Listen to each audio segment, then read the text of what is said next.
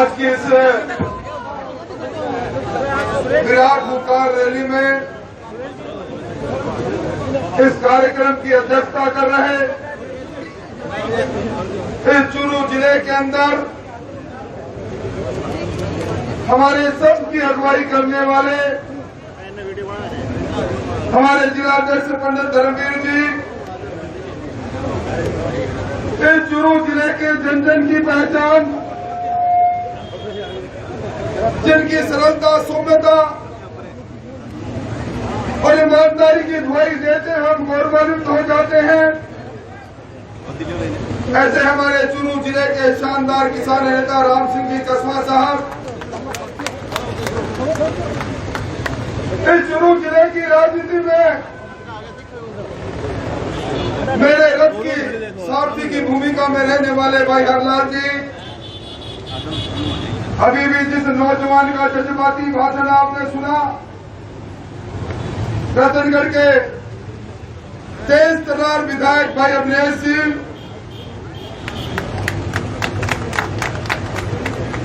तारानगर में संघर्ष का पर्याय बने भाई राकेश जी, बहन वंदना जी, खेमाराम जी, वासुदेव जी, बसंत जी, दीपचंद जी, संतोष जी, ओम जी, कुंदन जी, त्रिलोक जी, सत्यनारायण जी, हमारी राजगढ़ की प्रधान साहिबा, मंच पर विराजे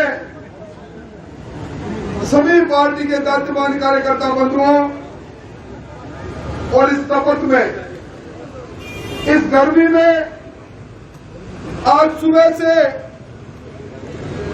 इस जिले के गांव-गांव, ढाणी-ढाणी से आए हुए इस ओंकार रैली को समर्थन देने, इस तपामा तापमान में यहाँ विराजे कुंदन की तरह पवित्र हमारे सभी कार्यकर्ता बंधुओं और मित्रों, समाचार पत्र में सुबह समाचार छपा, आज सबसे ज्यादा तापमान रहेगा। 7 वर्षों में आज चूरू का तापमान 48 डिग्री तापमान पर पहुंचेगा। और आज मैं सुबह पत्रिका पढ़ रहा था, एक व्यक्ति पापड़ को धूप में लेकर बैठा और पापड़ सीख गया। ऐसे तापमान के अंदर आप सब लोगों का अभिनंदन करते हुए, आप सब लोगों का प्यार और स्नेह के देखकर मैं विभूत भी हूं और नतमस्तक भी हूं। आज अखबार कह रहे थे कि आज लू चलेगी। हमारे चूरू जिले सहित 7 जिलों में येलो अलर्ट की बात कही, तो मैंने कहा येलो अलर्ट पता नहीं, आज की ये रैली कांग्रेस के लिए रेड अलर्ट जरूर है। कांग्रेस के लोग जब हमसे चिंता कर रहे हैं पानी की, बिजली की, मुझसे पहले राम सिंह जी ने, अवनेश जी ने, राकेश जी ने, हरलाल जी ने, ओम जी ने, सभी लोगों ने, अशोक जी ने, सभी लोगों ने इस जिले की अलग अलग तहसीलों में पीने के पानी को लेकर मुझे हाहाकार की बात कही। देखता हूँ। अभी मुझे एक नौजवान बता रहा था कि आजकल बिजली विभाग का तो नजारा कुछ अलग है। रात को 2 बजे तक काटते हैं और फिर सुबह 6 बजे फिर काट देते हैं, पूरे दिन बिजली नहीं। क्या हालात बने हुए हैं। जब हम चिंता कर रहे हैं बिजली और पानी की, हमारे मुख्यमंत्री जी ठीक इसी समय पर उदयपुर में 5 सितारा होटल के अंदर कांग्रेस के महाराज कुमार राहुल गांधी की मिजाज कुर्सी में लगे हैं और चिंता कर रहे हैं अपनी उस सरकार की जिस सरकार की चिता जलाने के लिए आज राजस्थान में किसी जगह पर चले जाओ जनता तैयार बैठी। गांवों की हालत देखी नहीं जाती। राम सिंह जी, आपने जो कहा कि शादी में जाते हैं, शादी में लोग कहते हैं कि एक बार हमें दहेज के साथ, बारात के खान पान के साथ 1 बजे तोड़ बनाना पड़ता है। 50,000 रुपए चाहिए सिर्फ पानी के इंतजाम के लिए। इन प्रशासन की सरपरस्ती के अंदर आज जिले के अंदर 2 माफिया बहुत सक्रिय हो गए। एक टैंकर माफिया और दूसरा चारा माफिया। पहली बार सुन रहे हैं, एक चूरू जिले के अंदर 15 रुपए किलो चारा बिक रहा है। राजस्थान के अंदर, पूरे देश के अंदर हमारा दूसरा नंबर सर्वाधिक पशुधन है और राजस्थान के अंदर हमारा चूरू जिले का तीसरा नंबर है जहां सर्वाधिक पशुधन है। चारा बिक रहा है 15 रुपए 16 रुपए किलो। पशुओं को पिलाने, आदमियों को छोड़ो, पशुओं को पिलाने के लिए पानी नहीं। तापमान भास्कर देव की कृपा रहती है। रोज रूप देख रहे हैं 48 डिग्री 49 डिग्री तापमान। ये सही कहा था राकेश जी ने, खाना और रोटी बनाने की जरूरत नहीं, कोई चूल्हे जलाने की जरूरत नहीं। ये भास्कर देव की कृपा हो। मैं समझता हूं ऐसे समय के अंदर इस अलमस्त प्रशासन को, इस सरकार को निश्चित तौर पर एक हुकार बनकर जगाने की आवश्यकता है। आपने हमारे इतिहास के अंदर कई वो प्रसंग पड़े होंगे जब सामने दुश्मन को नष्ट नबूद करने की बुनियादी इच्छा के साथ सेना बढ़ती है और सेना में कहता है कि हुंकार भरो, टूट पड़ो दुश्मन पर, तो सामने वाले दुश्मन धराशायी निश्चित तौर पर हो जाते हैं। आज मेरी बात सुन रहे हैं, सरकार के नुमाइंदे भी सुन रहे हैं, यह औकात थमेगी नहीं। इस औकात या औकात परिणाम लेकर उठेगी। आज से 20 दिन पहले हमने सरकार को चिताया था। राम सिंह जी ने राजगढ़ में चिताया, अभिलेख जी ने रतनगढ़ में,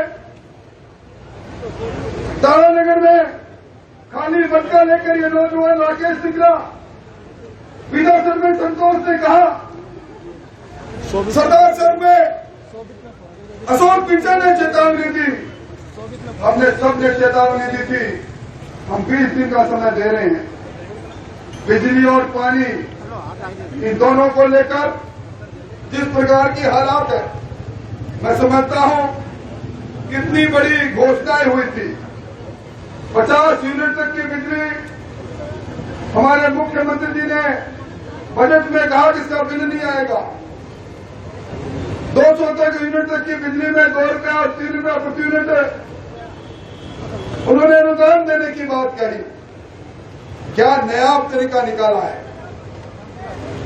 मान गए मुख्यमंत्री जी आपकी जादूगिरी को। ना बांस बजाना बांसुरी नहीं, बिजली की पूरी बिजली के तारों से बिजली गायब कर दो। किसका अनुदान, किसकी बात। आज सरकार से सवाल पूछते मैंने राजधानी में प्रेस कॉन्फ्रेंस करके कहा था, मुख्यमंत्री जी किसने कहा था आप इन लंबे चौड़े होकर अलग अलग भाव भंगिमा में हमारी तरफ देखकर कटाक्ष करते हुए बात कहे। कब वो दिन लग गए। अब राजस्थान मेरे नेतृत्व में बनी सरकार में बिजली की दृष्टि से आत्मनिर्भर हो गया। मुख्यमंत्री जी आपने कहा, आपके उन्हें मिनी मुख्यमंत्री बने उन एमएलए ने और आपके साथियों ने खूब मेज ठोकी, क्योंकि लूट की छूट आपने इनको दे रखी है। और उस समय आपने आपने कहा आत्मनिर्भर हो गया किसानों, अब आपको दिन में बिजली मिलेगी। आपने बिजली को लेकर राजस्थान के किसानों को दिन में तारे दिखा दिए। क्या बात की घोषणा था? अभी तो 14,000 मेगावाट का पीक आवर्स में जरूरत है। आपका सिस्टम हाँप रहा है। मुख्यमंत्री जी, अब आपकी बात साफ हो गई है। आप थर्मल पावर, राजस्थान के थर्मल पावर को बंद करते हो, मेंटेनेंस के नाम पर बंद करते हो, महंगी बिजली खरीदने के लिए निजी विद्युत उत्पादनकर्ताओं से सौदा करते हो। सौदा में कमीशन खोरी होती है। ये संस्थागत भ्रष्टाचार आप कर रहे हैं और इसका खामियाजा हम भुगत रहे हैं। आज जिस तरह की हालत है, मैं समझता हूं इन सारी हालातों के बीच में मुझे बड़ी कल चिंता होने लगी। कल डॉक्टर किरोड़ी लाल जी मीणा उदयपुर चले गए। उनके एक मित्र के पिता के देहावसान पर पूरे राजस्थान की पुलिस चारों तरफ चली गई। चिंतन शिविर में चिंता उनको किरोड़ी लाल जी की हो गई, उदयपुर में क्यों है? उनको ये नहीं पता कि इस राजस्थान में अब हर कस्बे में, हर गांव में किरोड़ी लाल पैदा हो चुके हैं। किस किस को कहां रोकोगे? इसलिए मैं निवेदन करना चाहता हूं, आज हालात क्या है? अभी मुझे हमारे लालासर के मूलाराम जी कसवा बोल कह रहे थे कि वो जो इन्होंने वादा किया था 20,000 करोड़ रुपए का मुफ्त में फसली ऋण देने का, आज वो दूर की घोड़ी साबित हो गया।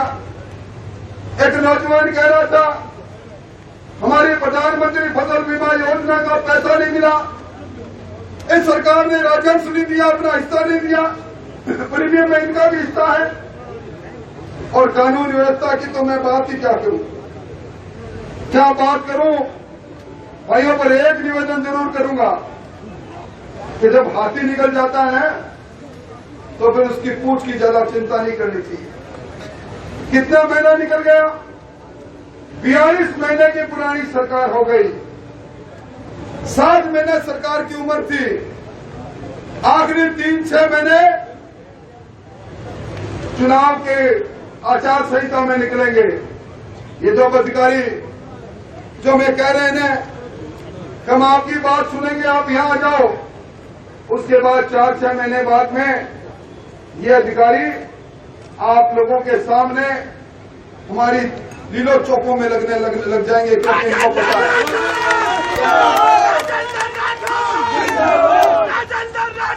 ये परिवर्तन साफ दिखाई दे रहा है, दीवार पर लिखा हुआ साफ दिखाई दे रहा है। और मुझसे पहले किसी वक्ता ने सही कहा था, इस जिले में अगर एक विधायक जीत जाए कांग्रेस का तो मैं राजनीति से संन्यास लूंगा। किस मोह में है, किस घमंड में हो? आपकी कलई खुल चुकी है। पिछली बार आपने वादा किया था किसान को कर्जा माफी की, बेरोजगारों को 2500 रुपए बेरोजगारी भत्ता देने की। हम गांव में जाते थे, पीछे से आवाज आती थी, आदमी तो आप ठीक हो पर मेरा कर्जा माफ हो रहा है, मेरा बेटा नालायक निकल गया, चक्रवर्ती ब्याज लग रहा है, वोट आपको देना चाहता हूं। पर गहलोत साहब और राहुल गांधी ने कह दिया कर्जा पूरा माफ, इसलिए मन थोड़ा बदला है। नौजवान कहता था नौकरी लगी नहीं, मेरे को 3500 रुपए महीना मिलेगा, 0.5% का अंतर। 200 में से एक आदमी का मन बदला, सिर्फ 200 में से एक आदमी का मन बदला और शासन कांग्रेस के हाथ में आ गई। और आज हो क्या रहा है? जगह नहीं है क्या? राम सिंह जी, आपके शहर राजगढ़ के अंदर समानांतर सरकार चल रही है संपत नेहरा की। अब उसकी पहुंच हमारे जिला मुख्यालय पर भी आ गई। रंगदारी वसूलने का ये नमूना, नायाब नमूना। यहाँ के नौजवान एसपी साहब, मैं आपसे कह रहा हूं, मेरी बात सुन रहे हो तो आपके पुलिस के करिंदे आजकल नए उद्योग में लगे हैं। इस रंगदारी में टेलीफोन आता है तिहाड़ जेल से, व्यापारी के पास आता है, धर्मादार के पास आता है, वो कंप्लेंट लेकर जब पुलिस में जाता है तो वहां आपका कोई न कोई पुलिसकर्मी उसको बाहर बुला के कहता है कहां चक्कर में पड़ रहा है, मैं बात करवा देता हूं। और ये वो आपस में समझौता कराता है बिचौलिया की भूमिका में। अगर रंगदारी में पुलिस की भूमिका आ जाए तो फिर कहना क्या। वीरतनगढ़ के अंदर हमारे बजरंग जी ने एक के बाद एक, मुझे अचंभा हुआ, उन्होंने 20 दिन के अंदर 20 से ज्यादा चोरियां गिन गिन बता दी, फिर कोई बरामदगी नहीं। भाई बरामदगी तब होना जब इनको शराब माफियों से फुर्सत मिले। एक ट्रक हरियाणा से चलता है, इस चूरू की धरती को रोकता हुआ हनुमानगढ़ को पार करता हुआ पंजाब में चला जाता है, गुजरात के अंदर उदयपुर की तरफ मुड़ के चला जाता है। डीजल की तस्करी हो रही है, किसकी शेयर बढ़ा रही है। मैं समझता हूं वो बचपन में कहा करते थे अंधेरी नगरी चौपट राजा। आपने अंधेरों में डूबा हुआ इस चूरू को देखा होगा, सारानगर को देखा होगा। पूरी रात बिजली हमें मिलती नहीं, अंधेरे में डूबे रहते हैं हम। और एक चौपट राजनीति तो क्या है, आज बिजली नहीं, पानी नहीं, विकास के लिए नरेगा की हालत आप देख लो, चारों ओर भ्रष्टाचार का तांडव मचा हुआ है। और हमारे यहाँ चूरू की नगर परिषद की तो मैं बात ही क्या करूं। अगर किसी को भ्रष्टाचार का विश्वविद्यालय देखना है जिसके अंदर नए नए शोध होते हो, पैसा कैसे लिया जा सकता है गरीब से, किस प्रकार लिया जा सकता है, इसके शोध में हमारे चूरू की नगर परिषद की सभापति तो कुलाधिपति बनी बैठी है। भैया हालत अभी नजरेवा के अंदर एक सुनीता किन्नर के यहाँ जो हमारी सबकी खुशी में खुशी देकर कुछ हमसे नजराना लेके जाती है, उस किन्नर के यहाँ 30 लाख की चोरी अभी हुई है, पिछले महीने हुई है, कोई बरामदगी नहीं। मैं ही निवेदन करना चाहूंगा, हमने चोरियां बहुत देखी भाई, पर पहली बार हमने छोटे बच्चे नवजात बच्चों की चोरी से सौ गहलोत के शासन में देखी। बांसवाड़ा के अंदर हमारी बहन बेटी प्रसव में एक बच्चा पैदा करती है और जब बच्चा 2 मिनट के बाद में देखती है, बच्चे को नर्स कहती है दूध पिला कर लाती हूं, बच्चा चोरी हो जाता है। ये नजारा हमने इसी रात में देखा है। बच्चों की तस्करी हो, तस्करी हमने बहुत देखी, शराब की तस्करी देखी, बजरी की तस्करी देखी, बच्चों की तस्करी जैसे शासन में चालू हो जाए उसका हालात क्या रहेंगे। अभी अखिलेश जी चिंता कर रहे थे, अखिलेश जी ने ओंकार बड़ी गरीब की लड़ाई लड़ी, मुकदमा कायम कर दिया।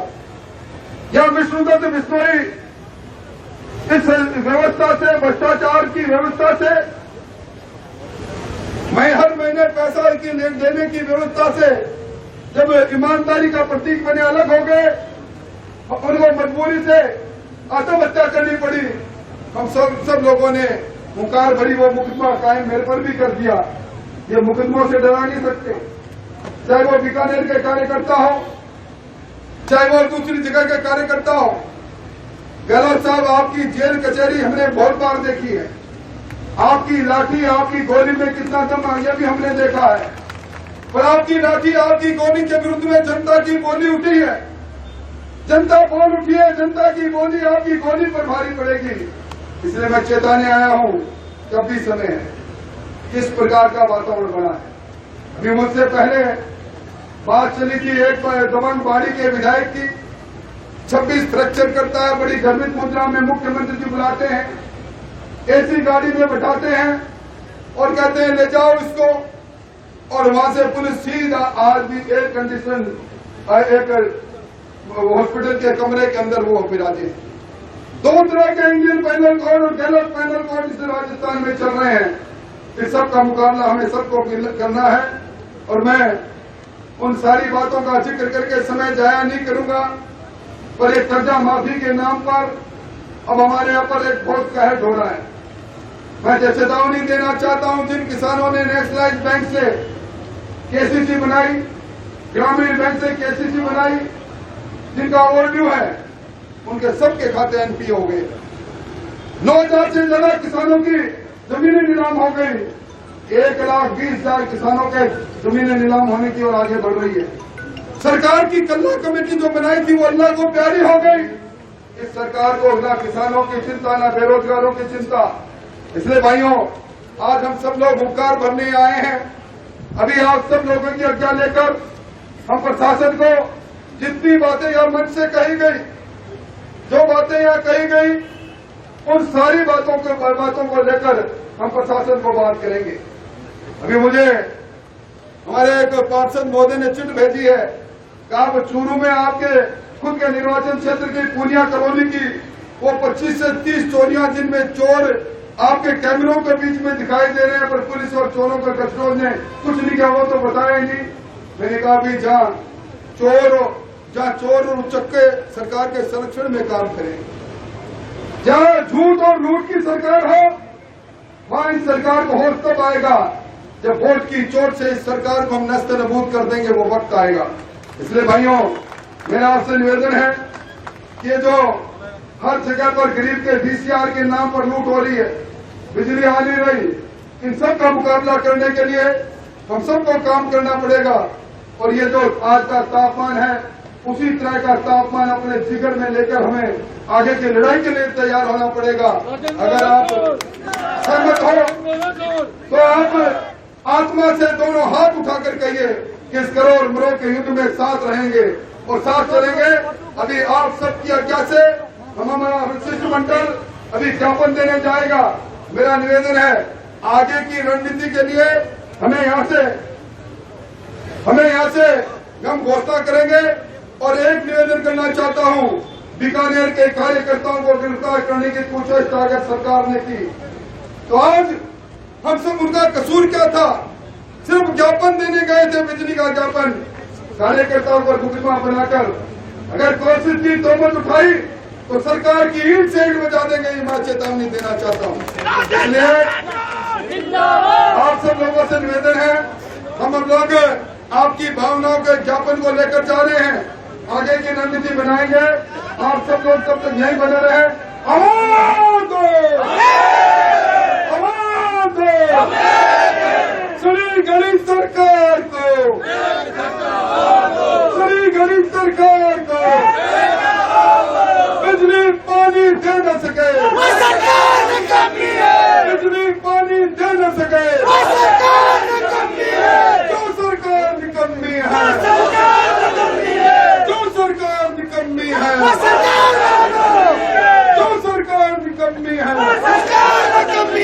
बहुत धन्यवाद।